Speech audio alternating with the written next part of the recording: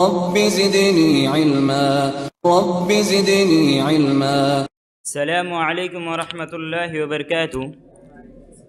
الحمد للہ رب العالمین والعاقبۃ للمتقین والصلاة والسلام علی رسولہ الکریم، اما بعد. صدر انجمن، حکم صاحبان، مشفق اساتذہ اکرام اور میرے ہم سبق ساتھیوں، آج کی اس انجمن میں جو میری تقریر کا عنوان ہے وہ ہے مسجد اقصیٰ کی اہمیت و فضیلت. محترم سامعین، فلسطین اس شام میں شامل ہے جس کی احادیث میں بہت سی فضیلتیں بیان کی گئی ہیں. شام وہ سرزمین ہے جسے یہ اعزاز حاصل ہے کہ یہاں کثرت سے انبیاء کرام کو مبعوث فرمایا گیا.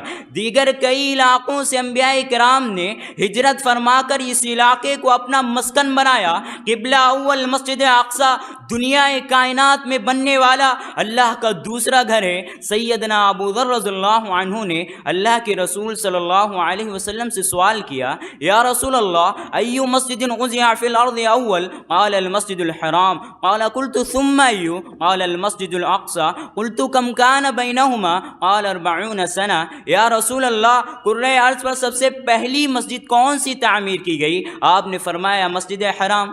ابو ذر رضی اللہ عنہ کہتے ہیں کہ میں نے پھر عرض کی دوسری کون سی تعمیر کی گئی؟ آپ نے فرمایا مسجد اقصیٰ. ابو ذر رضی اللہ عنہ نے پھر سوال کیا، ان دونوں کی تعمیر کے درمیان کتنا عرصہ ہے؟ آپ نے فرمایا 40 سال. قرآن مجید میں باری تعالیٰ نے سیدہ مریم اور ان کے بیٹے سیدنا عیسیٰ علیہ السلام کو بھی اسی سرزمین میں بسایا اور ساتھ اس سرزمین کی فضیلت بیان کرتے ہوئے اسے پرسکون جگہ قرار دیا. چنانچہ ارشاد ربانی ہے، وَجَعَلْنَا ابْنَ مَرْيَمَ وَأُمَّهُ آیَةً وَآوَيْنَاهُمَا إِلَىٰ رَبْوَةٍ ذَاتِ قَرَارٍ وَمَعِینٍ. اور ہم نے مریم کے بیٹے عیسیٰ علیہ السلام اور ان کی والدہ کو ایک نشانی بنا دیا اور انہیں ایک ایسے ٹیلے پر جگہ دی جو پرسکون، قابل اطمینان اور چشمے والا تھا.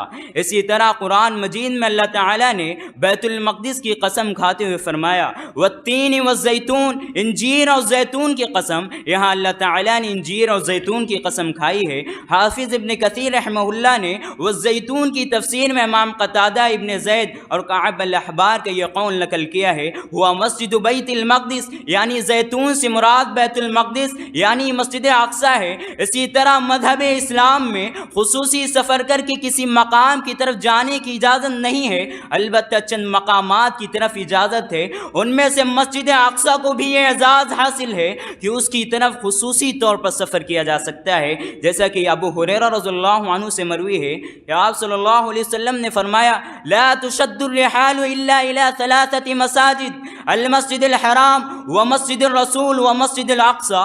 3 مساجد کے علاوہ کسی جگہ کا زیادہ ثواب اور برکت کی نیت سے قصد کر کے سفر کرنا جائز نہیں ہے. مسجد حرام، مسجد رسول اور مسجد اقصیٰ. اسی طرح ہمارے پیارے پیغمبر کو اللہ نے جب معراج کروانا چاہی تو وہ بیت المقدس ہی تھا جہاں سے اللہ نے اپنے پیغمبر کو آسمانوں کی سیر کرائی. قرآن مجید میں باری تعالیٰ نے نبی کریم صلی اللہ علیہ وسلم کا سفر معراج بیان کرتے ہوئے فرمایا، سبحان الذی اسری بعبده لیلا من المسجد الحرام الى المسجد الاقصى الذی بارکنا حوله لنریہ من آیاتنا انہ هو السمیع البصیر. اس اللہ کی ذات پاک ہے جس نے اپنے بندے محمد صلی اللہ علیہ وسلم کو ایک ہی رات میں مسجد حرام سے مسجد اقصیٰ تک لے گیا، جس کے آس پاس ہم نے برکت رکھی ہے تاکہ ہم اپنے بندے محمد صلی اللہ علیہ وسلم کو اپنی بعض نشانیاں دکھلائیں. بلا شبہ وہ اللہ سننے والا، دیکھنے والا ہے.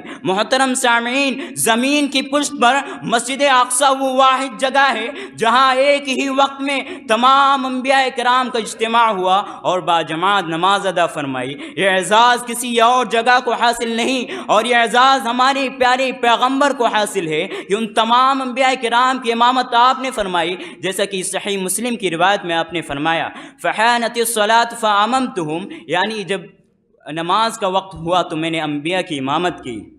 اسی طرح مسجد اقصی میں نماز گناہوں کی معافی کا سبب ہے، جیسا کہ حضرت عبداللہ بن عمرو رضی اللہ عنہ بیان کرتے ہیں کہ جب سلیمان بن داؤد علیہ السلام بیت المقدس کی تعمیر سے فارغ ہوئے تو انہوں نے اللہ تعالیٰ سے 3 دعائیں کی، ان میں سے تیسری یہ ہے وَأَلَّا يَأْتِ هَذَا الْمَسْجِدَ أَحَدٌ لَا يُرِيدُ إِلَّا الصَّلَاةَ فِيهِ إِلَّا خَرَجَ مِن ذُنُوبِهِ كَيَوْمٍ وَلَدَتْهُ أُمُّهُ۔ یا اللہ، جو آدمی اس مسجد یعنی بیت المقدس میں صرف نماز پڑھنے کے ارادے سے آئے وہ گناہوں سے اس طرح پاک ہو جائے جیسے وہ اس دن گناہوں سے پاک تھا جب اس کی ماں نے اسے جنا تھا۔